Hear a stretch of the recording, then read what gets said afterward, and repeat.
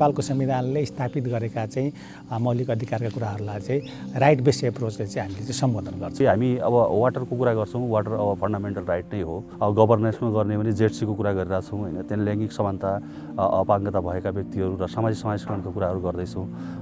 अब त्यस्तै हामी कृषि अब खाद्य पनि हाम्रो चाहिँ फन्डामेन्टल राइट अन्तर्गत पर्छ, त्यसमा पनि हामी छुन्छौँ र एजुकेसन पनि होइन छुन्छौँ। सबैको चाहिँ समान अधिकार छ र समान अधिकारको हिसाबले समान काम र जुन अब यो समान ज्यालाका हिसाबले उयो काम गरेका छौँ। सफा र शुद्ध पानी हाम्रो जीवनको मूल जरो हो। सबै नागरिकहरूले समान रूपमा सबैको पहुँच हुने गरी खानेपानी उपभोग गर्न पाउनुपर्छ।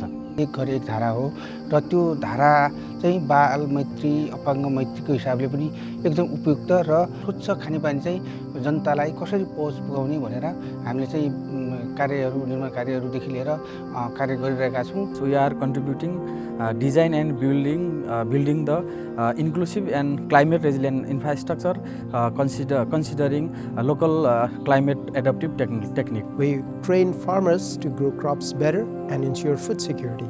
उसको खाद्य अधिकारका कुराहरू, आत्मसम्मानका कुराहरू पनि त्यससँग जोडिएको छ। गरिबी निवारण र महिला सशक्तिकरण, बायो इन्जिनियरिङ लगायतका डिजास्टर मिटिगेसनका एक्टिभिटीहरू गरिरहेको छौँ। सुधारिएको चुलो, सुधारिएको घट्टले जुन न्युट्रिसनको बाटोमा चाहिँ राहत गरिरहेको छ। क्षमता विकासका कुराहरू, कन्फिडेन्स बिल्डिङका कुराहरूमा चाहिँ सुरक्षित रूपमा बाँच्न पाउने अधिकार चाहिँ सुनिश्चित गर्दछ।